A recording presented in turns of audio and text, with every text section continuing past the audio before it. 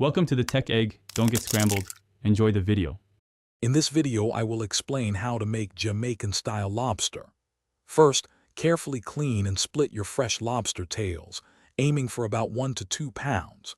Next, gather your key Jamaican spices, including ground allspice, dried thyme, and a pinch of nutmeg.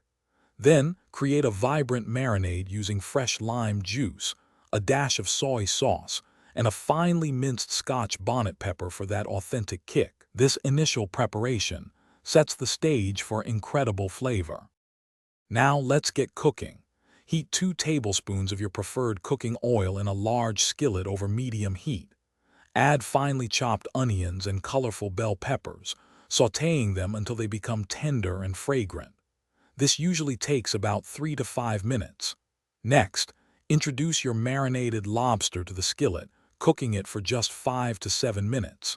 Be careful not to overcook, as lobster cooks quickly and can become tough. To build those rich, authentic Jamaican flavors, pour in 1 cup of creamy coconut milk and stir in 1 teaspoon of brown sugar. This adds a lovely sweetness and depth to the sauce. Allow the mixture to simmer gently for about 3 to 5 minutes, letting the flavors meld and the sauce thicken slightly. Finally, stir in a generous handful of fresh chopped cilantro or parsley for a bright, aromatic finish. Your delicious Jamaican-style lobster is now ready to be enjoyed. Serve it immediately alongside traditional rice and peas, which perfectly complements the rich, spicy sauce.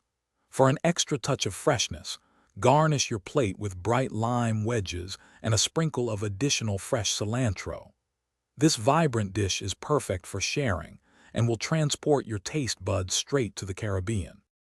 Thanks for watching. Consider subscribing if I helped unscramble your problems.